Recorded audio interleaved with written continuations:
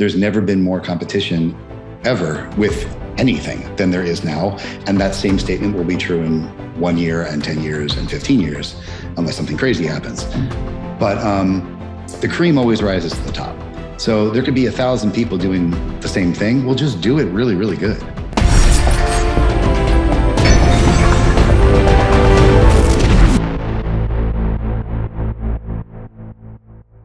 I am here today with Crhis MacDonald, who's an experienced veteran trailer editor. He's worked at Universal Pictures. You've also worked with other major studios such as Sony, Disney, Paramount. You've worked at trailer houses such as MOcean and Aspect.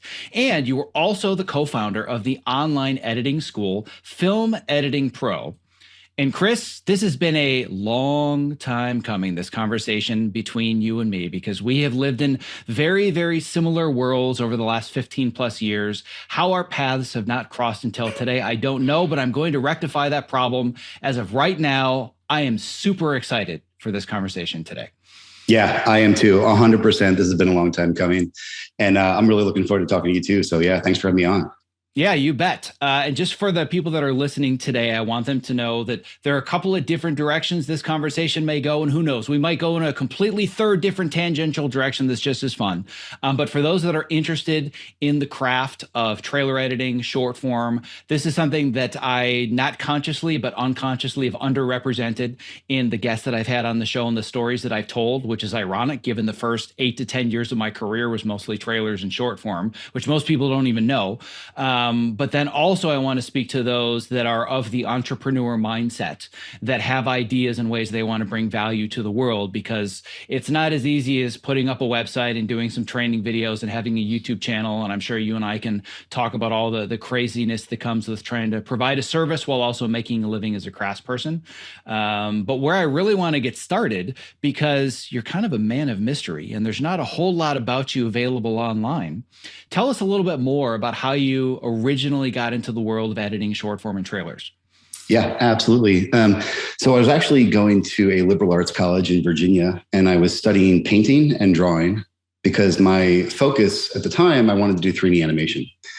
So I had done that since I was like 15 years old. I did some freelance work with some people I had met online, and it was really in its infancy at the time. So it was easy to be one of the better 3D artists because at that point, all the artists hadn't started doing it. It was just the tech nerds.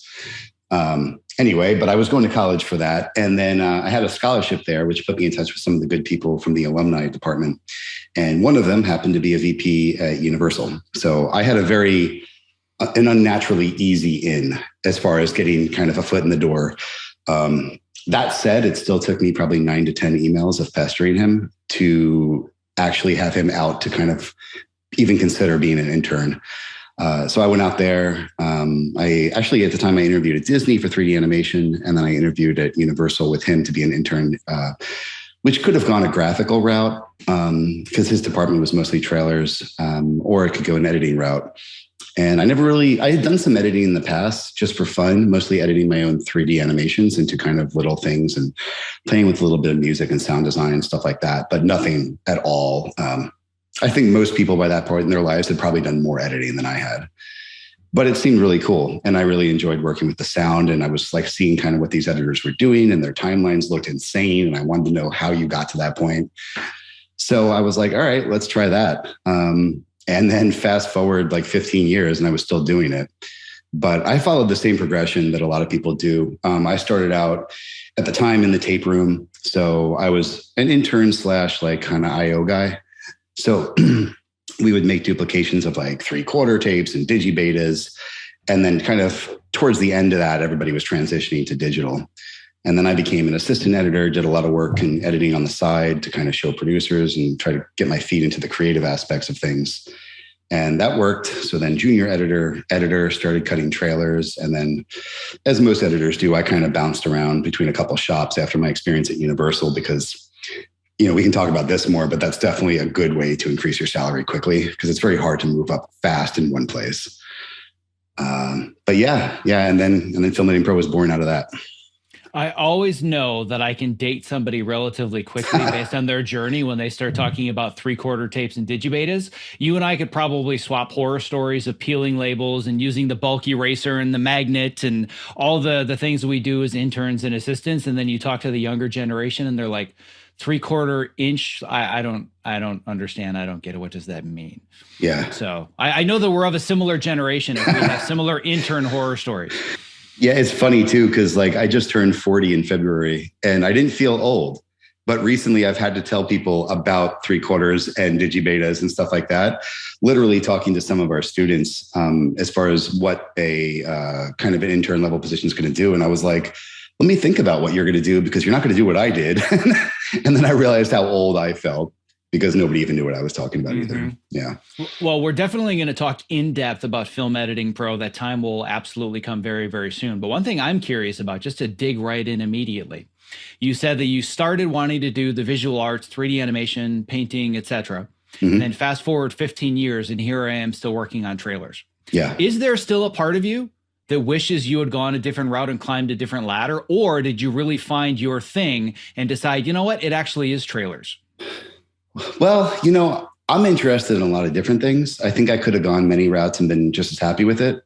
And it's funny how life goes. I mean, I'm sure you've had similar experiences. You're like, I never really thought that if you look back, you'd never know that these particular dominoes would have led you to where you ended up. But they were absolutely essential to get where you are. And if you're happy where you are, then that was the perfect path to take. So currently I'm happy where I am. So I don't wish I could redo anything.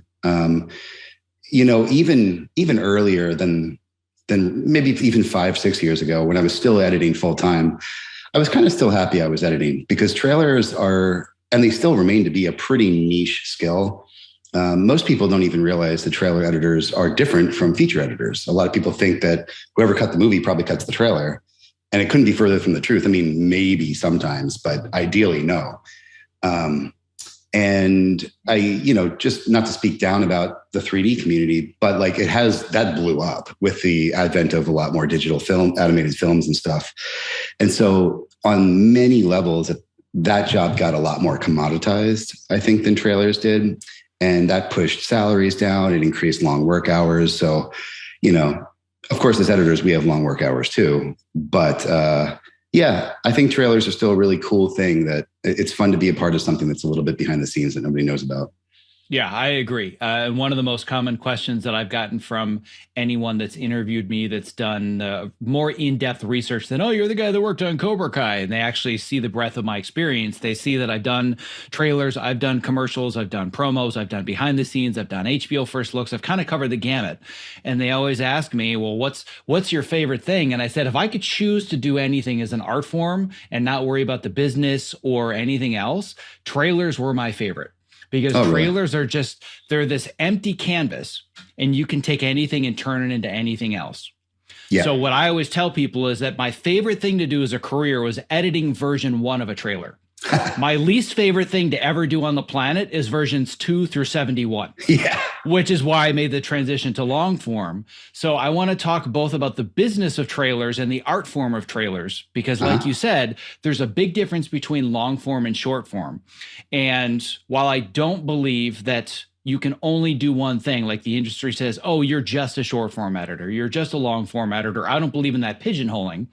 But the flip side of that is editors that say, I'm a storyteller and I can cut anything. I don't agree with that either. So let's talk specifically about the language of cutting short form and cutting trailers. Yeah, it's an important distinction.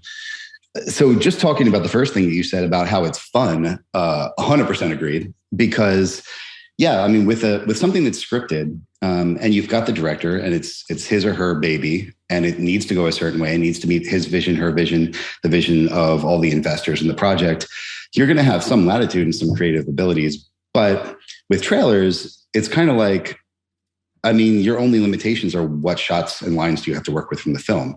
I mean, you have to stay somewhat true to it. Everybody likes to say, well, trailers, they just make things up. That never even happened. And occasionally, you'll have a comedy trailer, especially, where you'll have lines juxtaposed, like somebody says, hey, that's a great question. And, but it's responding to something that happens 30 minutes later in the movie. But, what I think as long as it's true to the style of the film, it's not too big of a deal. But yeah, trailers really let you do a lot of cool stuff. And I think my favorite part about cutting them was the sound work. And I'm a guy that cannot dance. I rarely listen. I mean, I listen to music, but I listen to like instrumental stuff. Like it's a joke with my friends. I know nothing about sports or music, but like I can edit with music and I like listening to nice music. So that was actually a real challenge for me, is the rhythm of a trailer and staying, because especially if you're cutting, I hate to use the phrase cutting to a music cue because that's really reductive. But if a music cue is laying essentially a tempo out, you have to kind of adhere to that to some extent. That doesn't mean you put a cut on every single major beat of the music, but it does mean that, somebody's going to kind of be getting into a rhythm as they're watching, and your dialogue lines need to weave in and out of that. And then your big moments and your sound design and stuff like that, which is, anywhere from a single whoosh or hit to 15 layers of, who knows what, that needs to happen at key points. So you're creating your own scaffolding on the timeline as you're working. And I've often likened trailer editing to doing a Sudoku. Mm-hmm. I don't know how you say that. The more numbers you get, the easier the puzzle becomes and the faster you can complete it. But at the beginning, you're like, I don't know where to start. And that's often how people are with trailers. Just on that note, like something that I'll often give as advice for people when they're first starting any trailer cut is a lot of your ideas are going to come as often not as you're watching the film, but more like when you're doing your breakdown and you're going through the dialogue. And the way most trailer editors do it, you'll watch the movie. If you have time, you'll watch it a second time. And you may take some notes like, oh, big moment, towards the end, I got to include this guy doing this thing and this kiss between these two people. But then you really just do type out every single line of the movie. You type the name of the character, space, hyphen, space, what did they say? And you do that. It takes 8 to 10 hours. It's forever. But as you're doing that, you're getting ideas and you're getting really intimately familiar with exactly how the story flows, what people say. And you're thinking, oh, this moment up here, that would be a great setup for this huge set piece of action that occurs way later. And with trailers, you could do that. It doesn't matter. Put that stuff at the beginning. But yeah, a lot of times people will just start with whatever inspires them when they're cutting a trailer. It's like, oh, I have a really cool idea for a montage at the back. Well, start with that. Edit that, stick it in another timeline. We call them constructs a lot. We'll have timelines that are just like dialogue exchanges or cool moments or action thingies that we've cut together. And you'll have this kind of favorites bin that you've created full of interesting pre-edited stuff that you've done. And the more of those that you get, the more that it starts to look like a trailer when you put it on one single timeline. Yeah, I've always said that when I was in the trailer world, that a trailer editor is really only as good as their breakdown. Because if you're not good at breaking it down, and I'm sure you've seen this many, many more times than I have, but even I think I was in trailers for 5, 6, 7 years, jumping back and forth between houses. And there's nothing more frustrating than when you're brought into the middle of a project and you get somebody's quote unquote breakdown, and it's basically the master file of the feature with 12 red random locators. And you're like, no, where's the bin with the breakdown? They're like, oh, that's it. Those are my moments. I'm like, are you kidding me? I would take 10, 12 hours. I would watch the whole film 3 times. Once, just me on the couch watching it because I'm the audience member. 2, breaking it down scene by scene by scene, markers for every single one on the frame. 3rd one, looks, head turns, locations, scopy shots, right? So in that process, for example, people would say, well, I have my assistant do that. That's what I'm writing. That's what I'm internalizing the moments, and the creative process requires you to take all of this randomness and turn it into some cohesive sense of order. And that to me is a very specific skill that when you're in long form, you don't necessarily develop. And I found that so many of my problem solving skills as an editor came from having to solve story issues in trailers that then transferred to long form. Mm-hmm. So one of the things that people have asked me many times, and I'm sure you get it as well from those that aren't familiar with the industry, just to go backwards for a second before we get back into the weeds, does this mean we actually get to watch the whole movie, or do they just tell you what parts to use? I'm sure you hear that all the time. Yeah, I do hear it all the time. And I I was initially very confused by the question because it seemed like the answer was so obvious because you have to watch the whole movie. But I guess if you're being realistic, if you get on a trailer really, really early, the movie, you might not actually watch the whole movie because it's probably not fully shot yet. So you might be watching some watered down, weird version that has slugs up that say, Batman, defeats Superman. You're like, oh, well, I'd like to see that part, but it's not available to watch yet. But you watch it pretty early. But, especially with VFX heavy movies, it's really difficult to edit anything, especially a trailer that's supposed to be so attention grabbing and whatnot, when you're working with either animatics or a storyboard. Like you might be like, a lot of times it's just a storyboard frame that's up on the, in the rough cut. And you have to somehow at an early stage sell that moment's going to work. And that's where sound really kind of carries a lot of weight. But yeah, another big gripe I hear with trailers, of course, is, and I'm sure you've heard this too, is that, trailers spoil the films, which I guess so sometimes. I mean, like if the film is based on a well-known something, if it's a superhero thing or if it's a book, and then well, first of all, if you read the book, you know what happens. But a lot of times my thoughts on that were, well, you can probably guess what's going to mostly happen. Like usually the good guy is going to beat the bad guy, or, the couple's going to get together. I mean, unless it's a crazy movie like, Memento or something weird or some sort of thriller. But with movies where the ending is really kind of unpredictable, editors and the producers and the studio execs are typically quite careful to not reveal that. So I don't know. I always kind of laugh when people say that, especially we see that a lot in Facebook comments and stuff like that. Oh, trailers suck. They just reveal that, they spoil the ending.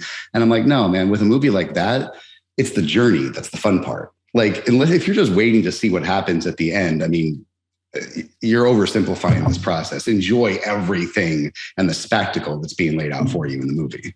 Yeah. And I also think what happens a lot is people don't really understand the many layers of politics that go into those decisions. I've had more than one occurrence. I'm sure this has happened to you, but the very first trailer I ever cut, this is literally over 20 years ago now, which breaks my heart. But over 20 years ago, the very first trailer that I cut ended up winning the Golden Fleece Award for the Golden Trailers, won the Golden Fleece. And I was at the gym of all places, just chit-chatting with this guy that I'd kind of just become like gym friendly with, like, hey, what's up? How you doing?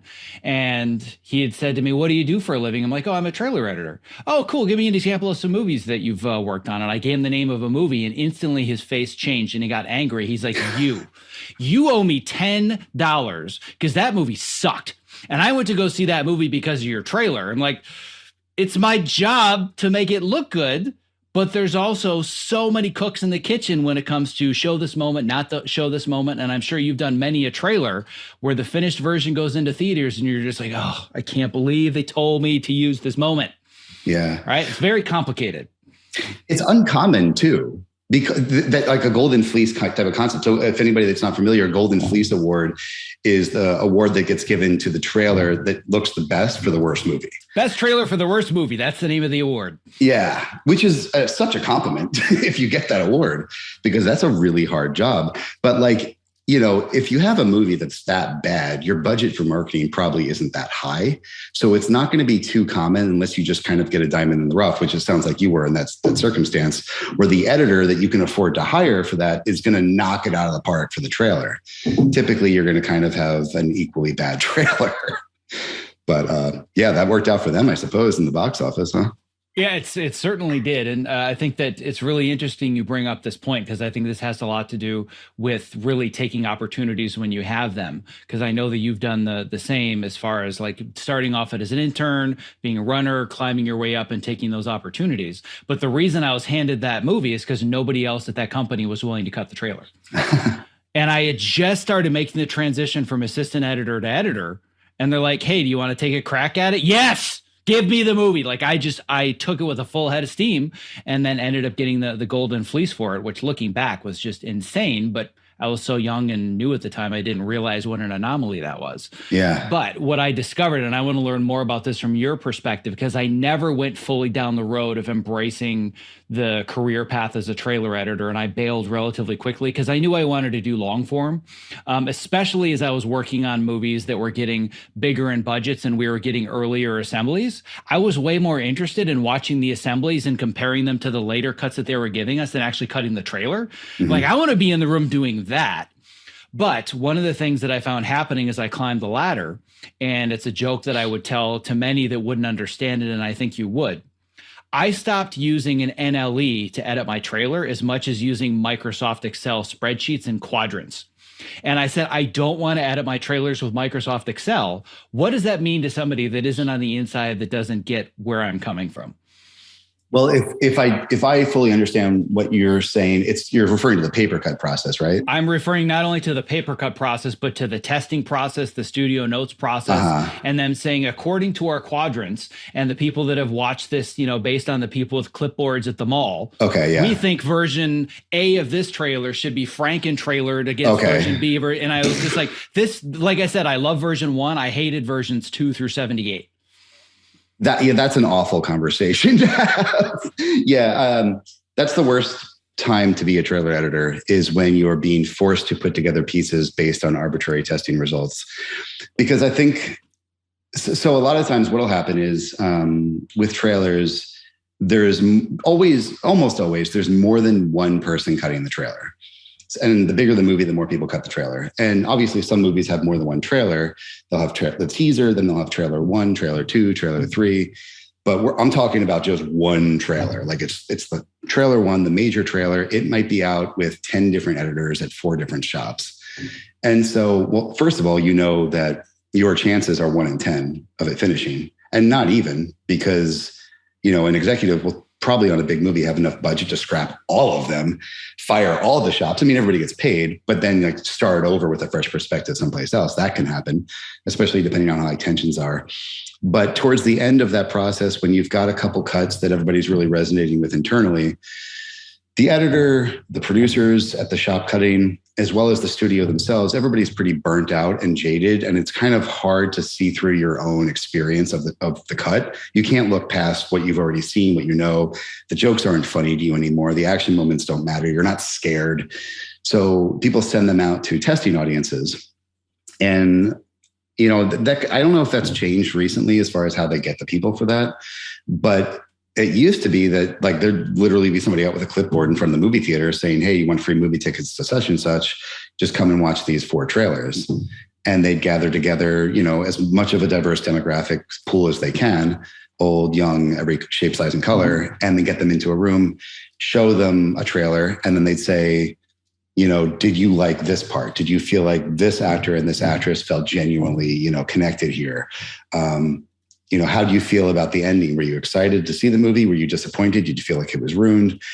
And some of the questions can be very helpful, but typically what goes out the window with something like that is context. So if you're saying, what did you think about this moment? Well, maybe whosever trailer it was had it set up with 3 things that made that moment non sequitur. It didn't make sense at that point. Or maybe the music wasn't cut well at that moment, so it didn't play as strongly as it could. It doesn't mean that the moment's bad. It doesn't mean that joke's not funny or that action set piece isn't cool.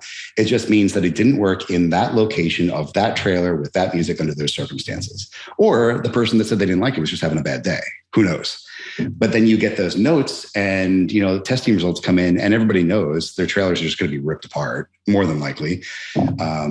It's less common that, everybody in testing loved your stuff. Usually it's like, well, we should also try another music cue, which is like the worst note that you can get because everything's cut to the music in a trailer. Oh, so, is it? Is that hard to just swap out a music cue real fast? Is that just a challenge? Swap it out? Yeah.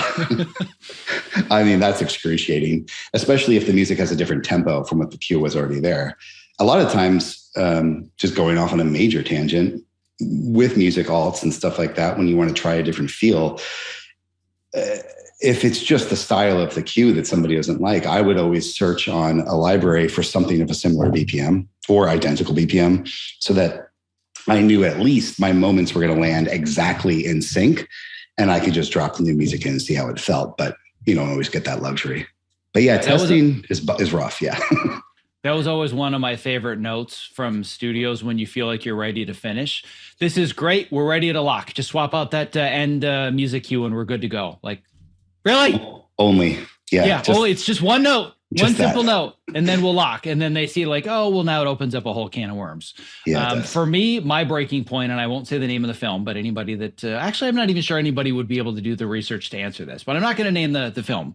But I went through and I don't remember the exact number. It was in the 30s, number 30 some versions of a full theatrical trailer. And it was small enough and independent enough that they weren't double or triple vending. So we knew we were the one that was going to finish, but it went for about 8 months.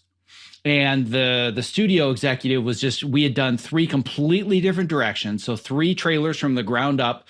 In total, it was about 37 some versions. And then they sent it to the filmmaker, creator, whoever it was going to make the final decision. And they said, I really like this one. Because they didn't like the current bud. Well, show me some of the others. Version 2. We locked as is version 2 with no changes. And that was when I was like, I'm out. I just can't, because you spend all day, every day living with one movie. Yeah. And it's not like you get to, like, for me, spending 6, 8, 12 weeks with one episode of a TV series, that's tough. You get tired of it. Spending a year with one 2.5 minute piece, you lose your mind. And then for somebody to say, all these changes we gave you, just go back to version 2. I was like, yeah, this is not for me. At least it finished.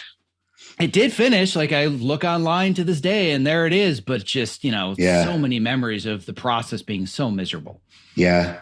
Yeah. That is another tough part about trailers is that, speaking of the double, triple, quadruple vending, or even having 3 guys or girls at your own shop cutting on it, you don't stand a very high chance of your thing making it out the door. So you do have to kind of, like, in long form, I don't think that ever happens, does it? You cut it. Either your work is going to show, or they've scrapped the project and nobody's ever going to see it, right? So if you worked on the new Batgirl, well, yeah, then nobody's going to see your cuts. Right. But there's no such thing as double vending in the long form world because they don't have that kind of money or time. Right.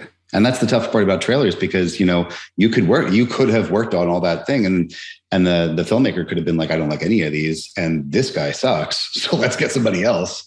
And then you have nothing to show for it. And because of confidentiality, you probably can't even, you can't put it on your reel. Nope. So it's like you didn't exist for 10 months, basically. Mm-hmm. Yeah. And that's very, very challenging. Yeah. And the reason that I wanted to bring that up and kind of lead the conversation with it is that I'm always a big believer in not allowing there to be any secrets and just kind of here's the unvarnished truth about this sector of the industry or this or that. But for those that haven't disconnected, that are still listening to our conversation, that are like, screw trailers, I want to talk about the fun stuff. I want to talk about the craft because, again, like we started, I think there's nothing more fun as an editor than editing a trailer. But it is a really challenging and difficult craft to learn. And not only have you learned how to, I don't like to use the word master the craft, but you've gotten to a very high level with your craft as a trailer editor, but you've also taken on the near impossible task of teaching it. So before we talk about the process of teaching it and building a business around it, I just want to talk about the actual craft a little bit. If I'm somebody that wants to be a trailer editor, and I'm listening to this, I aspire to it. I do my own trailer edits. I can now rip a movie off of YouTube or whatever, and I can make my own spec versions. What's the difference between a perfectly adequate trailer editor and one that just really gets it? That's a tough question. There's not much different because if you're working as a trailer editor, let's say 100% is the best trailer editor that ever existed and you're nailing everything. To even stay employed, you need to be operating at 85 to 90%. So, I understand not wanting to use the word mastering, but like getting really, really good at anything, the difference between somebody that consistently does a great job and wins and everybody likes their stuff, it's like gold and silver at the Olympics. I mean, it's marginal. It's by a hair. But I would say that, I would say that the ability to take some of the defeat that happens and take it as a challenge or a bad movie, or even silly stuff. Like even you want to include these whatever number of moments, but you're not really able to fit it in 2.5 minutes. Taking any of those challenges and viewing it as the fun puzzle that it is, and being enthusiastic to figure out a way to cut something a different way, to fit something that doesn't seem like it should fit, to present it in a light that makes it interesting and not boring. And being able to do that every day, or most days, not every day, but, relatively consistently, I think that makes the difference because, in any job, people get burned out. And, I think the most effort any trailer editor might ever put in is probably when they're first starting out, because every single thing, nothing's second nature yet. Every single thing's hard. Motivation is sky high. So it's a labor of love. As you get better, it's very easy to get complacent with anything that you do, because you're still going to be putting out 85, 90% quality stuff. It's better than most people could ever hope to do. But it doesn't mean it's good enough. It's not going to beat the 7 people around you that are at that same level. So it's just going that little extra bit, trying the second or third music cue to see, all right, I'm really glad I tried that. And you know what's funny is that's where in the trailer industry, I quickly learned how valuable producers were. And, the term producer is thrown around and it means a lot of different things. It can mean somebody that's funding something. It can mean somebody that's actually hands-on. In the trailer world, the producer is one of their roles is the liaison between the client and the editor. And I initially thought well, this is a waste of a time job. Nobody needs to be paying this person. I can just talk to the client. Why wouldn't I just do that? Well, for a lot of reasons. When you were there till 3 a.m. and the next morning you come in and the client has notes, maybe you wouldn't be as chipper to talk to the client, which needs to be the case. But also the producer has no skin in the game. So maybe if you're I don't know, I've tried everything, this just isn't working. It's no sweat off the producer's back to say, well, why don't you let's try this new music. Or what if we rearranged how we presented this information? Because if you had this thing first, then this thing's going to seem way cooler when it happens. And you might be I guess all right, fine, I'll try it. Come back in 3 hours. And then it works great. And you're oh my gosh, that's the best thing I've ever cut. And everybody loves it. And now everybody's in the campaign, it's you have to cut it in that order. And this is now the new archetype for how we deal with this moment. You have to cut it just like Joe Blow did. So I think the producers are very valuable in that regard, and becoming an editor that can self-produce and that is willing to give yourself unbiased, objective notes and look at your own work without the lens of, but I'm going to have to be the one to do that if I decide that's what should be done. That's a real challenge. And I think that's a sign of maturity and professionalism, probably with anything that you do, is being willing to be your own harshest critic and then deal with it and make it happen through the skills that you've acquired over time. Yeah, I think that's a really great observation. And just to dig into it a little bit deeper, one of the biggest mistakes that I've made multiple times throughout my career, but probably the most so in my trailer editing career, just because I was younger in that portion, is thinking that when I would cut something, here is the trailer. It's no. That's a trailer. That we're not at the fact that this is the trailer yet. And in the world of scripted, like you said, I have a script, I have characters, I have a story. There are certainly a lot of things that I can maneuver around, structure of scenes, taking out lines of dialogue. I can choose different songs for a montage, but essentially the story is the story. With a trailer, it can be anything, and you're convinced, no. Oh, I've seen the movie 3 times. I know better than anybody. This is the story we need to tell, and this is the trailer. And you can always tell the less experienced from the more experienced and their inability to let go of those ideas. And I'm just as guilty as anybody else. And I'm sure you see this all the time. Yeah, it's very hard. Yeah, I mean, there are a lot of parallels to how, let's say the structure of a film. I mean, the idea of a cold open, that works well in a lot of contexts. Movie that grabs you initially with something really neat and then says, 20 years earlier, and then it starts telling you the story. That's a little cheesy, but that aspect of grabbing somebody's attention, that works longer and it also works shorter. And then after that, I think thinking clearly is also, I mean, especially even with long form, I would find long form challenging to do at a high level at this point, Well, maybe not at this point, but like if you're cutting trailers on a regular basis, or if you're cutting long form on a regular basis, it's hard to go between the two because your internal metronome is just set to one or the other. And so like if you have a longer format editor cutting a trailer, the trailer is going to feel a little bit slow. It's not going to be able to get around the movie quite as easily. And you're not going to take as many liberties with doing so because you're used to not being able to do that. And then vice versa. If you have a trailer or a cut or a movie, you're not going to have like the wonderful pauses and the moments to let the audience member either figure something out or absorb something that just happened and feel the emotion that you're supposed to feel from a movie. I don't know what the original question was, but I know whatever it was, we're going somewhere even better because I love this conversation. I want to keep going because I think this idea of the internal metronome is such an important part of going back to where we started, which is understanding the language of trailer editing versus short form versus long form versus commercials versus music videos, and goes back to this idea of as editors, we can move around, but we can't just assume because I'm a storyteller, I can cut anything. It drives me crazy when editors say this. It drives me just as crazy when a producer or director says, oh, well, you just do short form, you can't do long form. I've been told that crap my entire career. But when editors say, well, I can do anything, that's not true. And that internal metronome is such an important part of the conversation because I've seen it from both sides as well. When I was in trailers, I was hired to do a pitch reel, which was essentially a 3 to 4 minute extended trailer, plus cutting 2 scenes of an indie feature so they could shop it around town in the studios. They loved the sizzle. It's like a 4 minute extended trailer. 4 minutes sounds really long, but you're supposed to tell more of the story when you're pitching.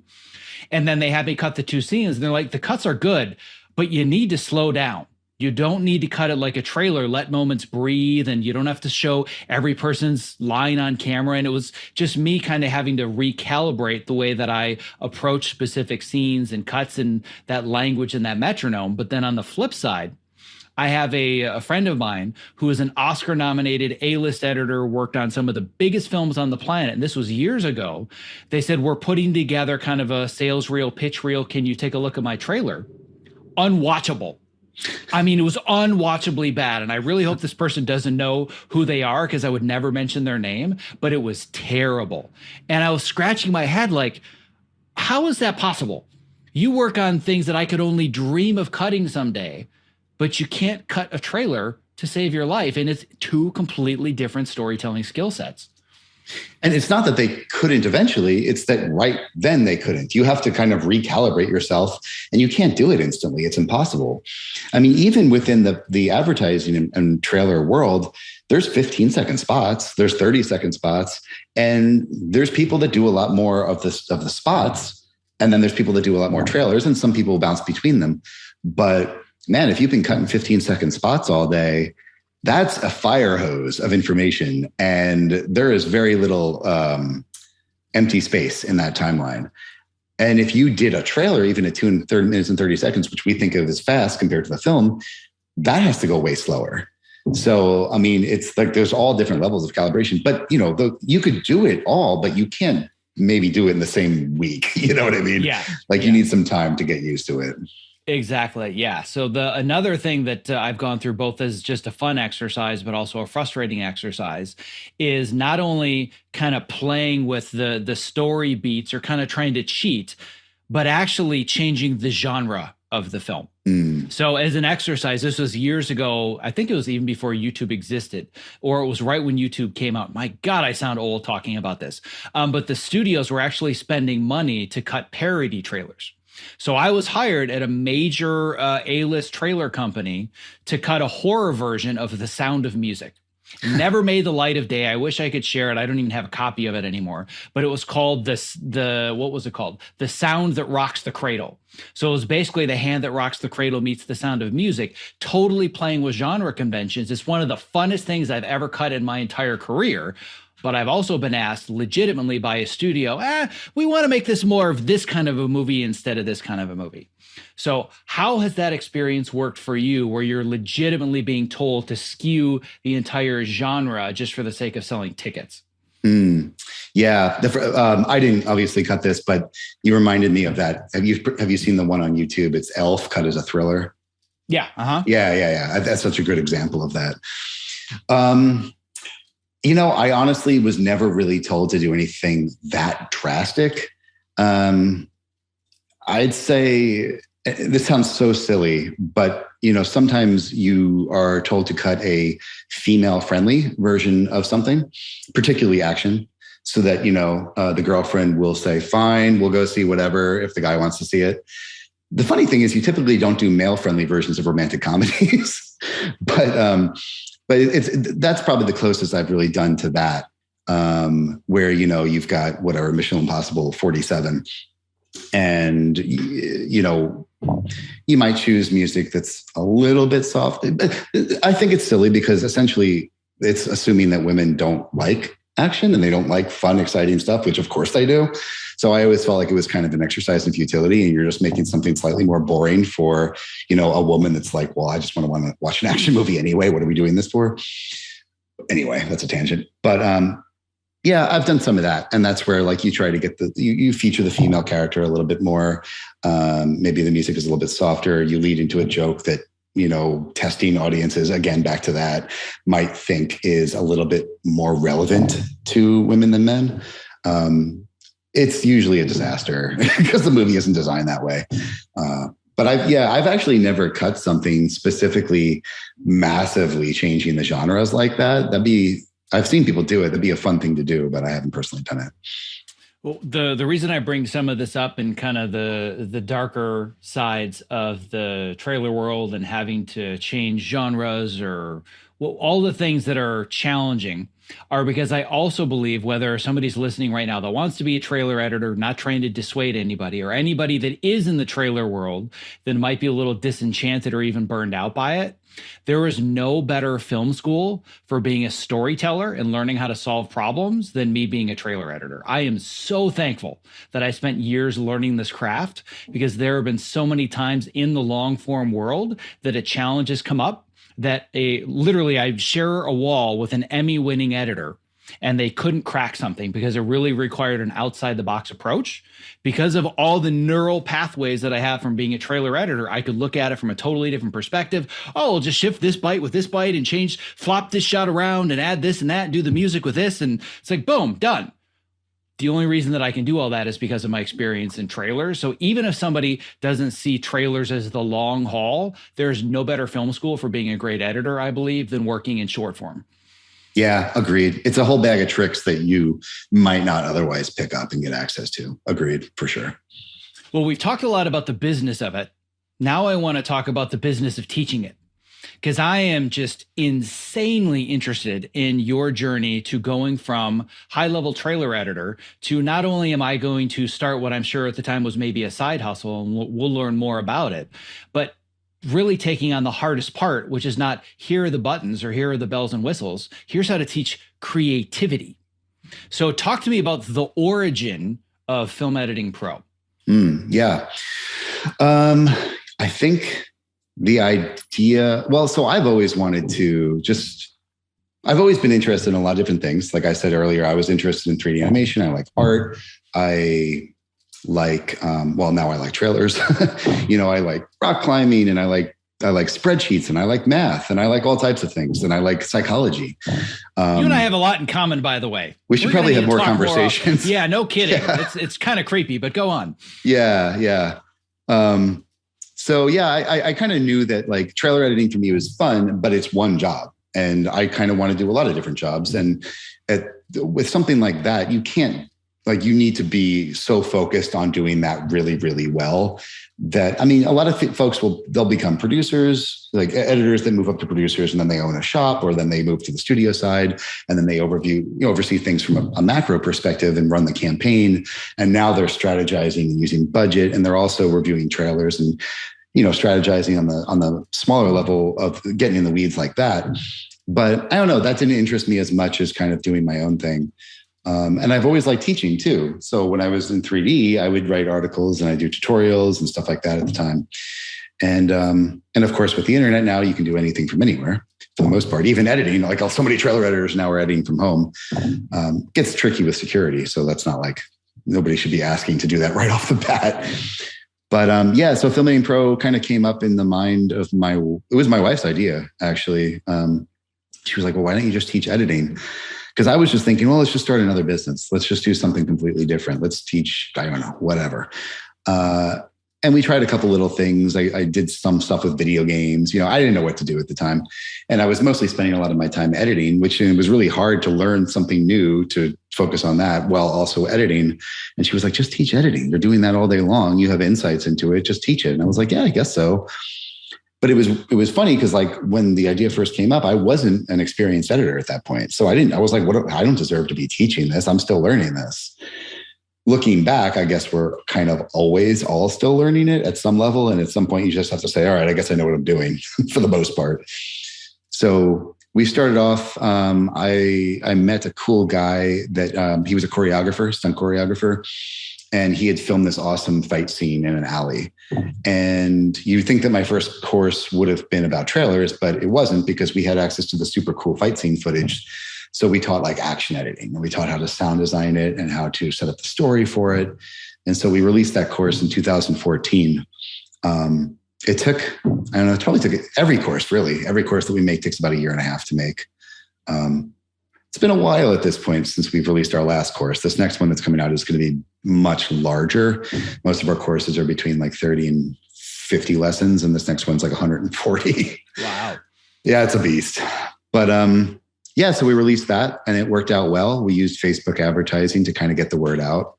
I think you and I have some similar mentors in the world of marketing. I was literally just going to ask who's been in your ear, because everybody just assumes, well, Zack must have figured all this up by himself. I'm like, no, I didn't. It costs a lot of money to learn how to do this stuff. So who's in your ear? Who's been there since the beginning? Yeah, well, I learned a lot from, honestly, the inspiration to even start my own business was probably Tim Ferriss. Mm-hmm. Back in 2006, 2007, I read his book, The 4-Hour Workweek, which is such a misnomer because it's not about working less. It's just about having the ability to do what you want for the hours that you want to do. And most of us have managed to find our way into things that we like doing. So we work 60-hour weeks, but it's fun. So that's cool. So he was kind of inspirational, and even just putting, there's a lot to talk about, like putting in the effort outside of a day job to build something on the side. That's exhausting. So it better be something that you like, because you're going to be doing it after dinner. Because you're going to get home, maybe if you're lucky, you're going to have dinner at 6 or 7, and you'll hang out with your wife, your girlfriend, or whoever for a couple hours. And then at 9 o'clock or something like that, you got to work for 3 hours. And it's not easy work either. It's complicated work. So I did that for a long time to get that first release out. It was a lot, but it was fun and I was excited about it. So it didn't feel like work. And then so that worked out well. And we got the word out with Facebook. I followed a lot of teachings of like Ramit Sethi. I know you're familiar with him, right? Oh yes. He's basically my business mentor, and most of what I've learned has been from him, and he and I are now friends. But yes, Ramit is definitely a core foundation of everything that I built. I actually have a podcast interview with him, and shameless self-promotion. We'll put a link to it in the show notes if somebody wants to listen to it. I saw that you had that. That's a cool interview. Ramit's he's a big influence on my work. Super smart guy. I mean, he's a psychologist by training, I think, isn't he?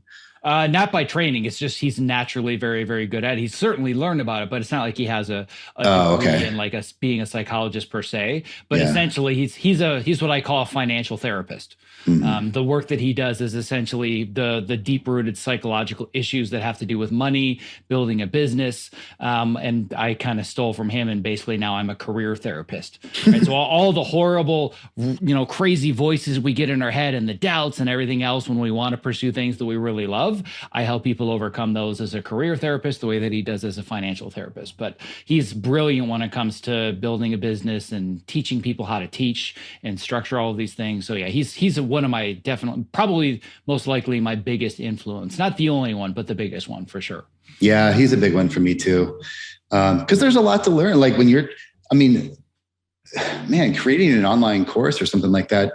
I mean, first of all, you need to know the topic. Second of all, you need to be able to take that topic, especially something that's kind of esoteric and like ephemeral as editing, where it's like, how do you describe, how this works? And obviously not everything works the same way. So like to make this moment A work in this film is going to be very different. You can't just say, it's not always the same solution.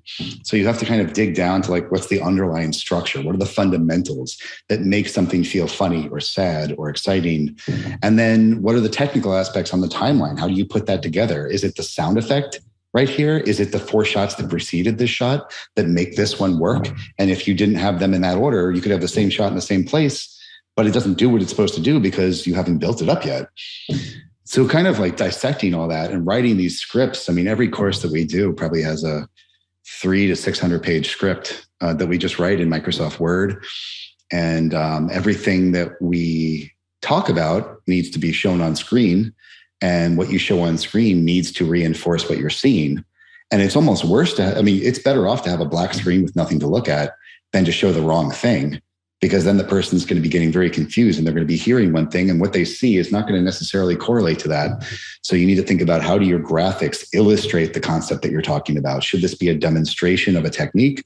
Should you do something in After Effects where you've got shapes that kind of form a metaphor and explain something? So we spend a lot of time, and that's probably why you mentioned I'm a man of mystery, because I'm not on camera much. Because originally it was just like, well, I didn't have a camera when we first started. And then as a byproduct of that, it required us to think more about, well, if we're not going to have a talking head, which sometimes is great, but other times it can just be lazy. Let's show something instead. Let's make it meaningful. And not stock footage, not a movie playing for 45 seconds, like something that means something. So we put a lot of time into thinking about that. Yeah, the art of teaching is just like kind of its own thing, obviously. But yeah, I don't know. So we built the business gradually. Facebook ads kind of helped get the word out. Now we're doing YouTube a lot more. We've got, I forget how many courses. We've got the art of music, drama, which is essentially just like feature editing, like long form type stuff. We give like 1,000 dailies, and we do so music, drama, trailer. We do a basics course. We teach DaVinci software. We teach Premiere software. We teach action. Eventually, we're going to teach all the softwares, but we kind of did our training backwards. We started with the hard stuff, and now we're filling in the bottom with like, okay, yes, we'll show you how to use Premiere. But there were so many of those resources out there when we started already that it really wouldn't have made anything that we were doing special or different. So we're just doing that now just to be completionists. Well, and I also think that you did it the right way. And the reason I say that is because I've had multiple people that have come to me and have said, well, you should just be teaching editing. I don't want to learn about time management or productivity or this or that. Like, teach me how to edit. Number one, the reason there are so many people on YouTube and elsewhere that are teaching the fundamental hard skills, the buttons, the menus and whatnot, is because teaching the creative process is damn near impossible. Mm-hmm. So the fact that you decided to take that on first and get the hardest part out of the way was the right way to do it. Because my guess is, if you were to look back in hindsight and say, well, we should do the fundamentals first, you realize, well, this is just so much easier and it's making revenue and I guess it works. So do we really want to take on the hard stuff? But you decided to take it upon yourself to say, we're going to be the place that you want to go if you want to learn the creative thought process of editing. And that's the really, really hard one to do. And clearly you've done it successfully. But that's the hard stuff. That's the hard stuff, yeah. It requires a lot of thinking, a lot of, like I don't purport to be an expert in all aspects of editing, of course. So it also requires a lot of talking with other editors. Even within the trailer world, like I probably spoke with and had great conversations with, I think it was 6 or 7 other editors. And we talked about like, every lesson focuses on a different thing, like, a music stop in comedy or how to build up to a big moment in an action film. The subtlety of sound design used within a drama cut and how that needs to be different from other genres. But, even within that world, I wouldn't call myself by any means an expert or the best in any of those things either.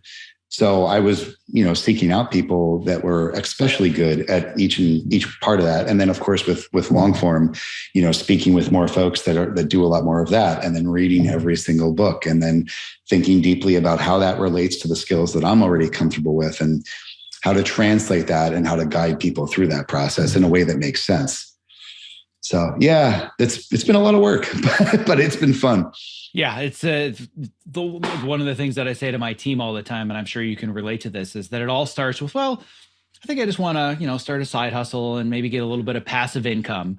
And anybody that's done this for any length of time, they hear the term passive income. If somebody's listening, they didn't see your face said it all. You're like, just like, yeah, right. I always say that passive income is where you work 20 hours a day so you can make money while you're not sleeping. Yes, there's nothing passive about any of this. Like, granted, I can go out for the afternoon and do something with my kids and I can make a sale and get a notification, but the amount of work that goes into building the infrastructure to make that possible, never in a million years would I have guessed how much infrastructure, technology, like, I don't know if you've ever felt the same way, but when I go back to editing, it's like a vacation. Oh my God, I have one job. I have one piece of software and one job instead of managing a team and 27 different pieces of online software and coding and skills. Like, it's really overwhelming. It really is. Yeah. It's a lot of front loaded work too, right? Mm-hmm. I mean, you work your butt off. Like, for example, making a new course. You just did a launch. Well, now you're not working quite as hard on that course, I imagine, but sales are coming in. And during the launch, was the launch week or whatever it was less work than the 8 months or a year and a half that led up to that. But the work's got to come at some point. If you want passive income, it's like go play in the stock market and cross your fingers, I guess. Yeah, exactly. And the front loaded part is so important for people to understand. Here's an example of what I would consider as close to passive income as possible.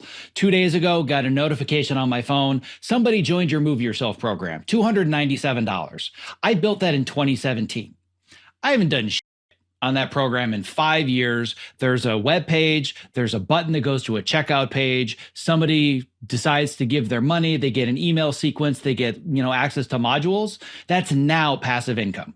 Mm-hmm. But it's not like I can just rest on my laurels on one course I built 5 years ago, as it is, I'm sure, the same for you. You continue to build more resources. Your students come to you with new challenges. You have to continue to meet those challenges. Your team grows, therefore your income has to grow. So it's just this never-ending pattern of there's always the next product to create, the next marketing challenge to solve. So It never really becomes passive. But yeah, every once in a while you're like, oh, 300 free bucks, I didn't do anything today. Like, that's nice, but it was years of front-loaded work to be able to do that. Exactly. Yeah. Yeah. And of course, supporting the people that take the training too. I mean, people have questions. Like, the better you do a job with a course, the less questions people typically have, but everybody still has a question here and there. So, giving good answers to that and, giving the occasional cut review when people want that type of stuff. But yeah, nothing's really that passive in life. So it's like pick what you enjoy, because you're going to put some time into it for sure. Yeah, I mean, if there was ever good advice that you can put on a placard in front of your workspace, that would certainly be it. I love that. There really is no such thing as it being passive. You might as well enjoy it, because it's going to be a process and it's going to take some work.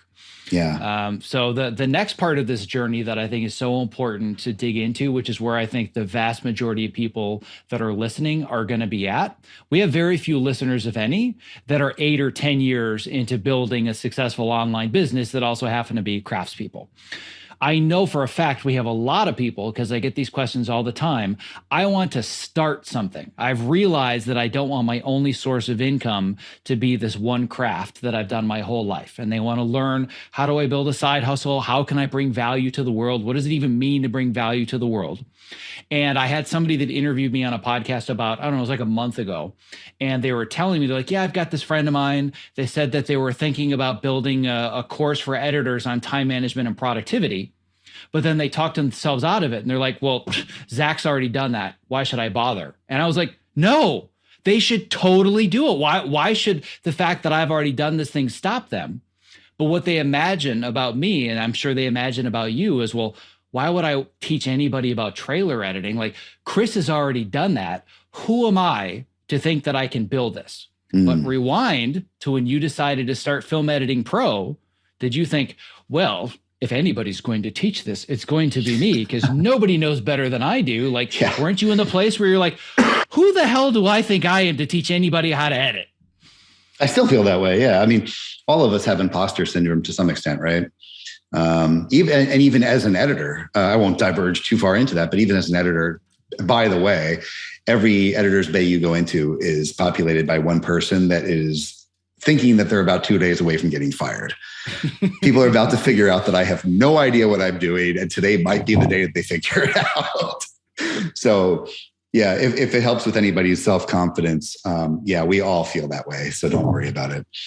So how did you overcome that when you decided I want to build this thing? Because what you've built is pretty impressive and it's far reaching all over the world. And you are now the resource for a specific thing. If somebody says, I want to learn how to edit trailers, Film Editing Pro, done. You don't even have to look elsewhere.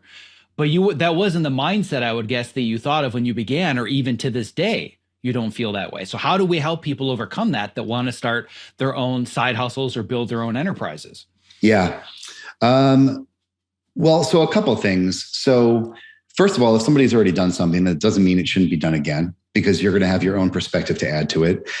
By the way, if you're going to do something that's already been done before, don't watch what's already been done, because it's going to screw up your head so much. You're not going to be able to come up with original ideas. I haven't watched any other editing course out there because I don't want to know what's in them. I probably should, but I don't want to see it, because then I'm going to question this or question that, or want to feel the need to include it. And then mine's going to look like theirs, and I don't want that to happen. So realize that you have your own perspective to offer on things. That's number one. I'd say number two is kind of search your mind. Do you have more than one skill that can synergize with each other? Right. So, I mean, that's the happy intersection. If you've got a Venn diagram and you're good at editing and you're good at running a business, then start an editing business. Or if you're good at editing and you're into fitness and you understand time management and those types of techniques, well, maybe you can specifically also try to assist editors and everybody else, but editors in particular, that can be a very targeted market with a unique perspective that you can offer to those people. So do you have two skills that the combination of which becomes unique, even though the individual skills are not unique? And then I guess I would say just be confident, because there's people smarter than other people, but for the most part, it really is true. It's just about how much effort you put in. And if it's you and somebody else and they're trying, and you're given the same task, start a business that accomplishes X, Y, or Z, and this person's a genius, but it's the rabbit and the hare thing, they might never get to the end, the finish line. And a lot of really, really smart people, they have short attention spans. So maybe they make some really fast progress, but if you can stick with this. And that's the same thing we were talking about earlier. What makes a good editor? It's you got to stick with it, and you have to be willing to pivot and adjust and figure things out with everything that you do. Like particularly in this world of starting an online business, like you mentioned, Zach, there's a million tools that you have to learn. And it's funny, like I always kind of laugh when I see on like Facebook groups or forums related to that type of stuff. And there's somebody who's just starting out a business and they're looking to hire like a virtual assistant or something like that, or a marketing consultant. And they think that this person is going to set everything up for them. And they're going to come up with a way to market their materials and then also handle all their customer support and build this and like basically run their business for them. Well, maybe eventually, but you kind of need to know how that all works first. So it's like you read books and stuff like that, like, oh, Steve Jobs did this, or, Lee Iacocca or whatever did this at, these major companies. Well, you're not a major company. And if you want to be in charge of a business that can turn into something and you can maybe have some people help you out with it, you need to know what they're going to know, or at least you need to know the basics of it. So learn how to do the technology. It's going to be annoying. Figure out how to do a little bit of CSS so you can fix your own stuff every once in a while.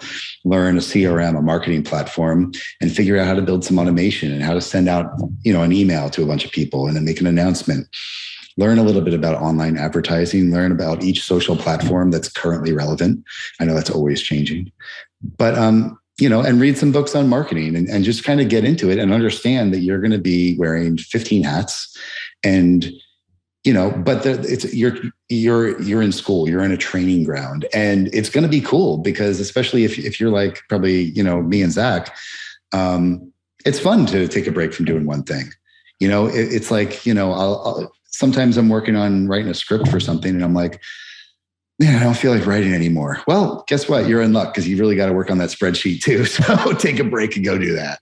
And you can just kind of exercise different parts of your brain. And that's what doing these types of things lets you do. And that's what I was so drawn to, is it was just so engaging and it lights up my whole head. Maybe not all at the same time, but throughout the course of the day, there's a little bit of everything. So there's a lot of reward at the end of that rainbow, or I don't know, scary path, depending on how you look at it. But there's never been a better time in the world with more opportunity, more cool technology, access, fast internet everywhere. And a lot of people will say too, like, well, why, to your point, like, why should I start? Because there's so much competition. And that's true. There's never been more competition ever with anything than there is now. And that same statement will be true in 1 year and 10 years and 15 years, unless something crazy happens. But the cream always rises to the top. So there could be 1,000 people doing the same thing. We'll just do it really, really good.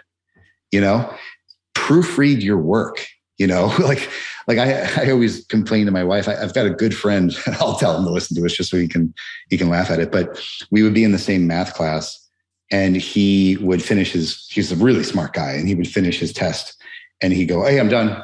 And he'd go bring it up. And I'm like, he didn't even check it, did he? He didn't check it. And I'll spend an extra 10 minutes and I'll check it. And I'd get 100 and he'd get a 97 or 95. He's like, "Oh, I missed it. I missed that one dumb question." I'm like, well, take your time, polish it, do it better. So same thing with this, like, put out a polished product, spend the time to review the lessons that you've been writing and working on, or, whatever you're doing, like, look it over and look at things from the perspective of a potential customer.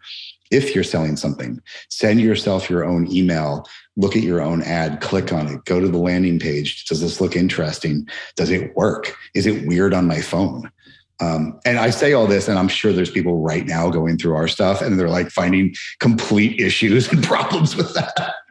But, hey, nobody's perfect. We're all working on it. But yeah, just do a good job and stick with it, and have the confidence to know that if you complete it and if you think it's really, really good by the end of it, it's probably better than most people are doing. Yeah, well, the vast majority of people, like you said, they might start out fast and they get really excited and motivated, but then they get into the long haul. Like, everybody's got a podcast that has 3 episodes. Not a whole lot of people have a podcast with 300 episodes, because it just becomes drudgery and you're just in the trenches and you got to do the work over and over and over. Everybody loves sending their first newsletter to their list. Send one 52 weeks a year for 8 years in a row. It's hard coming up with ideas for a newsletter or for a course or a Facebook Live or whatever it is. So you have to really understand that, yeah, it might be a shiny object at the moment, but you really have to be willing to commit and just show up every day. And yeah, like you said, if you put in the time to make sure that it's quality, not perfect, but I have a very high threshold for what I consider good enough, but I also don't pursue perfect at the expense of good enough, knowing that I'm sure that there are 100 different errors on my website. Used to keep me up at night. Now, just another regular day, knowing that there are 404 errors and misdirects and I've got a typo here and there. But if by and large the trend is that things are written well and there aren't errors and typos, and it's the kind of thing that most people aren't going to see, then that's what I'm going to put out into the world. Yeah. But the one part that you said that's so important, and again, it shows how similar I think you and I are in our mindsets. And are you, just totally as a tangent, are you local in LA? No, I was for a long time, for 17 years, but my wife and I just moved to San Antonio. Oh, bummer, because I was going to say you and I are going to have to meet up in person, and now it sounds like it might require a plane ride. But I might be coming in November, though. It's possible. Well, if you are, then we might need to connect, because we have so many. It's so interesting how similar our approaches have been, even though our paths are only crossing now. Yeah. But the most important thing that I found that's been very useful to me, and I think would be good advice for others, is what you said about this idea that you can't just outsource learning these new skills. I'm never going to be a website developer or a website designer. I'm never going to be somebody that's a professional level salesperson with CRMs or anything else. But what I've learned, and I actually applied this exact same approach to being an editor too, I learned just enough about the other stuff that I can speak their language. I can't do their work for them, but if I'm going to talk to a colorist, I know some of the language that they use. So it's not, can we make the brighty thing brighter? Right? Like, I want to be able to talk about the blacks and, be able to talk about chroma and whatnot. I could never color anything to save my life, but I can speak the basics so we can speak the same language. When I talk to composers, it's not just really broad generalities. It's understanding bars and measures and instrumentation and strings versus brass, but I'm not going to tell them how to do their job. And as an online entrepreneur, I designed my first website all by myself. I built my first mailing list all by myself. And then I start bringing in people that can supplement that. but I have the ability to have that conversation with them. So it's not, hey, build me this automated newsletter system to send out emails, just do whatever you want. It's, I built complex automations. So if I have to do it, I will, but I can also converse with them and say, well, I think that the logic tree should go here, there. Just you go ahead and you do all the work, you know better than I do, but I can have a legitimate conversation on a professional level. And if you're going to be an entrepreneur, unless you've got tons of money, that's the only way you can solve problems is by learning how to solve them yourself. You just said it too, unless you have tons of money, because then you can hire the best of the best for everything. Well, then why, I don't know, then why you start an online business? Like, it seems like you're doing fine. Just go lay on the beach. And most people aren't that. And you're going to kill your profit margin if you have to outsource everything too. I mean, those people get expensive. And also like not having the ability to fix something or do something immediately, you're going to have a frustrating day too.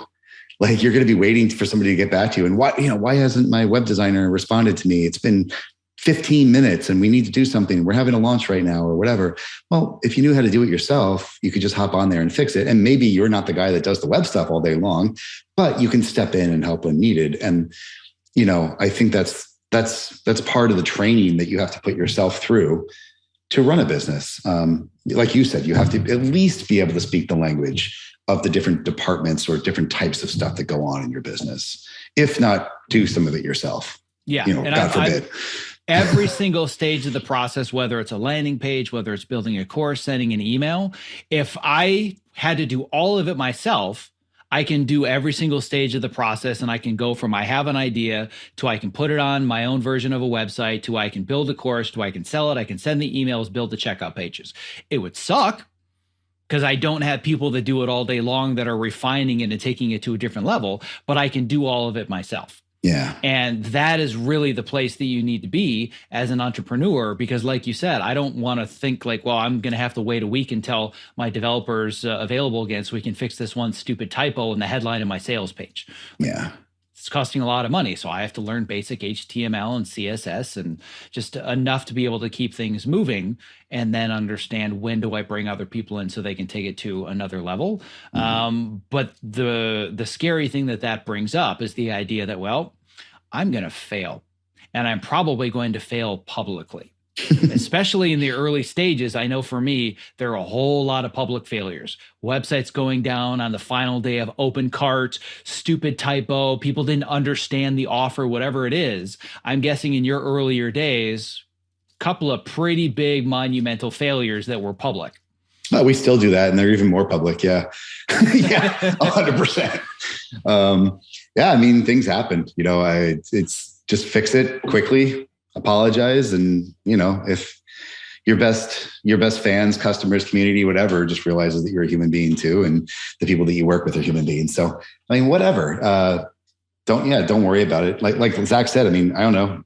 You got two examples right in front of you of people that do this all day long that screw up on a regular basis. So it's like, feel free to make mistakes. I think everybody's heard that, you can't be afraid to make mistakes. The more mistakes you make, the more you learn, and blah, blah, blah, blah, blah. And the person who succeeds the most is the person who's made the most mistakes. But it really is true. I mean, it's ideal to learn from other people's mistakes. I know some people that insist on making all of their own, and that's just exhausting and it's slow. So the more you can learn from other people's, and that comes from taking, courses of any sort, reading books, reading articles, talking with people that do the same thing as you. So you can reduce the friction that you're going to encounter and the potential embarrassment, but you're going to make mistakes and it's fine. Who cares? Don't be a wuss, suck it up. And something that you said earlier too about, everybody's, there's a million places with 3 podcasts, or everybody sent one email to a list of people, but doing it multiple times and over and consistently is the hard part. And I think, this might also be a trite phrase too, but these cliche phrases, they're important because they're true. Motivation gets you started and discipline keeps you going. And that's the same with a diet or an exercise plan. And, so you develop a routine and you get into something, and that's, as you know, that is easier said than done, to be disciplined when you have your own thing, because especially when work has been front loaded, because if you made a course a year ago, and it's selling okay still. And you know you should be working on the next thing, or you know you should be doing this. And it's a Thursday and it's sunny outside and you don't feel like doing it. You want to go out and, I don't know, get lunch at 3:00 for the next 2 hours. You can do it, but if you do that too many times, so it's really difficult to kind of, the more freedom that you have, the harder it is to define your own boundaries. So that's a challenge. Not everybody's cut out to have their own thing either. Like a lot of people function better with the structure of a work environment, and some people don't want to be responsible for making big decisions that could be really bad. And the bigger your business gets, the more important your decisions become, and the more repercussions there are. So the fatigue of making those decisions kind of gets a little scary and exhausting sometimes. To the point that at the end of the day, sometimes after some things that have gone on maybe with our business, and I'm like, oh, I don't know if we do that, it might make people upset, and then by the end of the day, it's like, hey, what color should we paint the cabinets? And I'm like, I have no idea.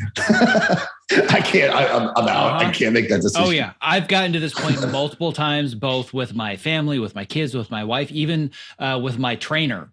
They'll say, what do you want to do today? I'm like, no decisions. Just tell me what to do and I'll do it. I am all out of decisions today. I cannot think about one more thing. Just you figure it out, because it's exhausting, right? And as an editor, for a living, you make micro decisions thousands of times a day, but it's compounded when you're an entrepreneur, because it's not just thousands of the same micro decisions. It's different decisions with different parts of your brain. Like you said, it could be in a spreadsheet. It could be with copywriting. It could be with sales psychology. So many different things. And it's all these micro decisions that are constant. And it just, they bombard you over and over and over. So I've really had to learn how to, rather than just consistently be an entrepreneur all day, every day, it's kind of like in these sprints. Like there's going to be a sprint with our team for 2 or 3 months. We've got a launch, we've got a product. And then when the launch is over, I said to my team in September, like, this is going to be a maintenance month. We're just going to fix some stuff, because I just don't have the energy to think of the next product and write the scripts. Like it's a very, very different schedule and pace than when you just show up at 9 a.m. every day, work until 6 p.m. Like one of the things that you had said that I both agree with and disagree with is that some people are just not suited for it, and they need the structure. I agree with that.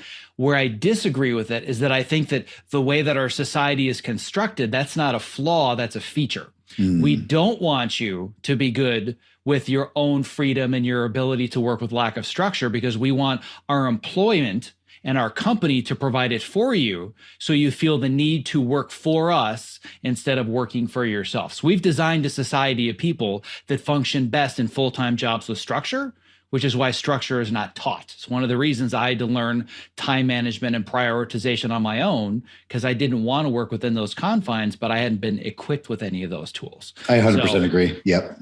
So I think there are a lot more people that are suited for it. They're just not equipped for it yet. Mm-hmm. Yeah, it's not a skill you're taught ever. Well, I mean, you teach it, but not many people teach it. Right. And I don't think that's a flaw in the system. I think that the system is designed that way. We don't talk about it. But what I'm curious about now is, from the moment you said, I'm going to just dabble, maybe I'll make a course. From that moment when it all started to when you pulled the plug and said, I am an entrepreneur and the CEO of Film Editing Pro full-time, and I say no to trailer editing gigs, what was that amount of time? 1 week. Wow. So you just stopped taking trailer work the moment you decided to build your business. Well, I ended up leaving my last trailer editing job in, it was February of 2017. And there were, I don't know, I probably had another month and a half left to finish the Art of Trailer Editing course before we can launch it. And so let me rephrase that, 6 weeks. Because then when the launch went well, I was like, this works. I mean, I knew it worked already because we had launched the Art of Action Editing before that. And I'm probably answering this question terribly, but we launched the Art of Action Editing in 2015. It was built in 2014, launched in September 2015. very small group of people. It made a little bit of money, but it worked. Like it sold and people liked it. And I was like, well, that's cool. If you can do it once, you can do it 100 times. And if you do it small, you can do it big. So, so building the trailer course was kind of the thing that took, it took a couple of years after that. But the second that went well, and it's like, okay, we've done this twice, I'm no longer employed as a trailer editor. And then the launch went fine. And it was like, okay, now we're going to make this course. And we have all these other cool ideas. I was like, I'll cut my own trailers for Film Editing Pro, but it's never going to be probably worth it to me again to spend as much time as it takes to cut a trailer versus making more training and growing the business, and teaching more people that way than me just doing the one-off skill. Plus I became addicted to just all the cool stuff that you get to do and the toys that you play with. And, I like getting in there and, and playing with the automation for the marketing and designing, flows and conditional things. And I think that's fun. So yeah, we do have a lot of people that come to us and ask, if we could cut a trailer for them, whether it's me or somebody else that works with us. And the answer has always just been, no, I'm sorry. But, if I hear of somebody, I can refer you, which now is turning into that can be actually a little bit better now because so to this point, we've had our training courses, specifically, like, for example, let's say the art of trailer editing, and somebody will finish that course and they're like, oh, that was really cool. And I learned a lot. And I think I want to pursue that. What do I do? And up until this point, my answer's been like, I don't know, like, good luck, send some emails, be persistent. Like, yeah, you can do it that way, but I can't really help you. Yeah. I'm sorry. Put yourself out there. That's my advice. Put yourself out there. Yeah. Go stand awkwardly around other people and hope that they start talking to you and they have a job for you. But and then also speaking with a lot of the folks in the trailer industry recently, a lot of friends and coworkers and stuff like that. After all the pandemic stuff, well, during that, a lot of places scaled down big time and they had to get rid of a lot of staff. And obviously it was a disaster for a lot of places and a lot of people.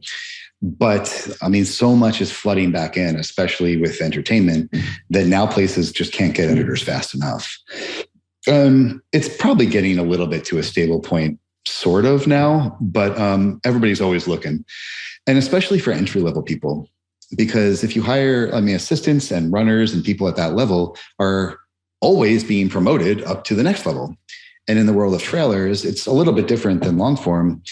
But we have PAs and runners, just like long form.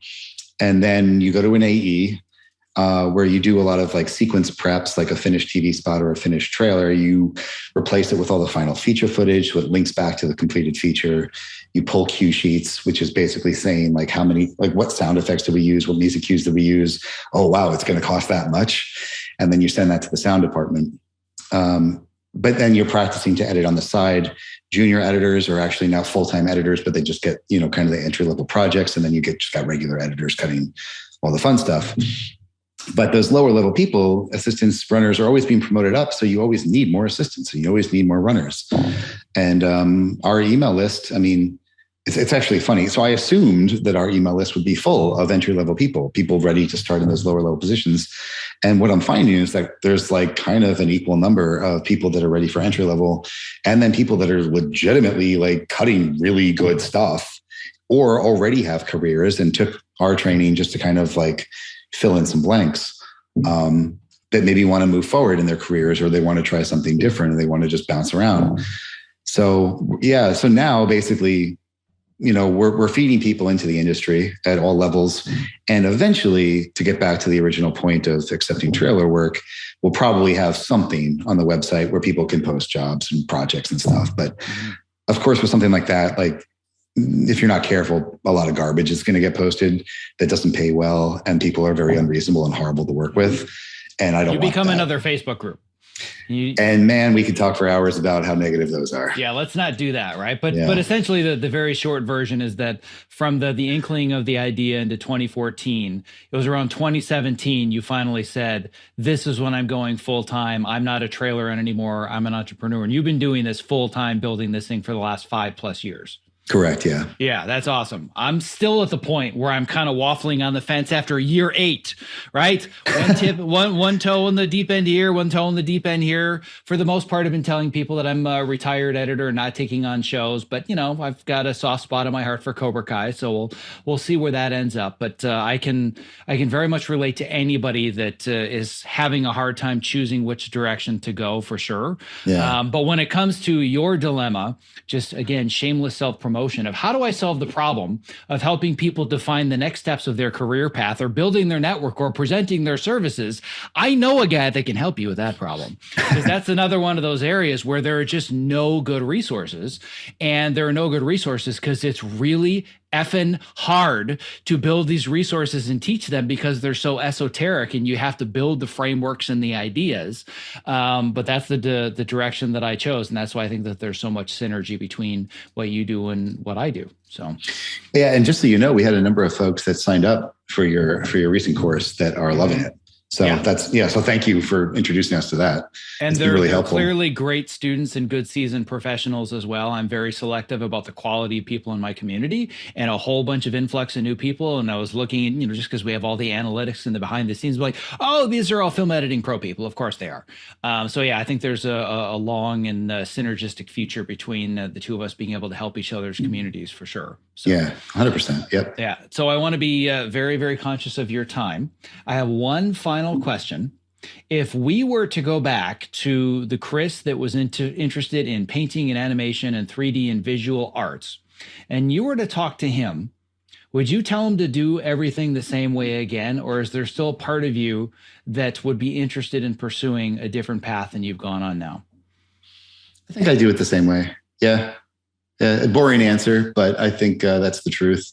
I'm happy with how things went. I think there's still a lot of cool stuff to do. I mean, I get bored pretty easily. So if it's the same thing every day, I have like most people, I have a problem where it's very easy to start a project, but not as easy to finish it, especially when it goes well and you're at like the 80% mark and you're like, I see where this is going. And I would do that with artwork too. My parents would always give me a hard time. I would start designing like a 3D whatever. But, my mom said everything I made looked like a potato. But I think I graduated past that at one point. But you get kind of there, but maybe you didn't put the textures on and it's not lit yet. And you're like, it's good enough. It's close enough. But obviously it's important to finish things. And so at this point, I'm mostly kind of excited about the new projects that we have going. And we've done so much teaching so far, and we've covered so many like big topics that we're starting to get more flexibility in what we can dig into. And the nice thing about like growing a little bit and maturing at least a little bit as a business is that like in the past, it was tough because like if we didn't launch a new course, well, we didn't really have a business, and like you can't keep the lights on and you can't pay anybody to help to do any sort of work with you. And it's getting a little bit better than that, organic people coming in and the YouTube, like we have a very small YouTube channel. It's 59,000 people, in the comparison of YouTube, it's tiny, but like really cool people come in from that. And it does a great job, like introducing people to what we're up to. YouTube.com/film editing pro. Nice. But thanks. But so we've been able to spend more time on stuff like that, which is like, we can scratch our own itches a little bit more. We can play with gear, like we have this video that's going to be coming out probably January or February, all about building your own home network, like a NAS, which is like, I love that stuff. I would build my own computers as a kid, and I still do. I still build my own computers. So we get to geek out with hard drives and like RAID arrays and all this nerdy stuff. And kind of in the early days, you didn't have the luxury of time to do stuff like that, because if you weren't doing something that would make the business money right now or soon thereafter, the business is going to die. And now being a little bit bigger, we can do cool, fun stuff that isn't solely focused on business. It's focused on whatever you're interested in at the time. And that kind of jives really well with me. Nice. I'm looking forward to when that day comes for me. I'm still at that stage of have to build the next product to keep the lights on, keep the team on board. I envy the fact that you have moved past that, and we'll probably pick your brain some more offline to see what steps I could potentially take to alleviate that gorilla on my back, because it sounds like you've lived with that gorilla and you've mostly, if not completely, gotten rid of it. So he's got one big hairy paw on me. Always, there always is, right? It never goes away. For those that are listening other than youtube.com/filmeditingpro, where can we send them if they want to learn more about you, about your services, they want to do your courses? I know that you've got a special promotion specifically for our audience. So how do we take care of our listeners today and get them started working with you? Yep. So filmeditingpro.com/Zack. So you'll probably put this in the notes, I'm guessing. Yes, this will be in our show notes, and it's ZACK, because my name is spelled wrong every single day of my life. So I want to make sure they go to the right place. filmeditingpro.com/Zack. And what are they going to find when they get there? Yeah, there's where you can pick kind of any topic that you're interested in. We got drama stuff, music stuff, sound design, trailers, of course, action. You kind of just pick whatever topic you want, and we'll send you about an hour of free training on that topic. It leads, of course, later on, you'll be given the opportunity to buy the full course if you want, because that's how we run the business. And of course, the full course has a lot more in it. But even if you're not interested in that, you can get the free stuff. You'll learn a bunch, and it's really fun. So. Yeah, I love it. Most people would be charging just for the hour of lessons. So the fact that you're willing to do that, I love, by the way, that you're totally transparent. Yeah, if you want to buy something, we have stuff to buy, which is, I think, another area that entrepreneurs are just so afraid. Like, oh, I can't tell them I'm actually selling something. Like, if it's going to make somebody's life better and provide value to them or give them a skill, like, sell it to them, but also give them the free value to get started. And I think an hour of free sample lessons is beyond generous. So I think that's awesome. Yeah, thanks. Yeah, there's a lot out there. So it's good to be able to look behind the curtain a little bit before you drop some cash, huh? Exactly. Well, speaking of being generous, you've been more than generous with both your time, your experience, your expertise. Really glad we were finally able to make this happen. And I'm looking forward to continuing this relationship offline and learning more from each other and how we can help each other's communities. So, Crhis, it has been a pleasure finally making this happen. Thank you for being here. Absolutely, Zach. Thank you for having me. A real pleasure.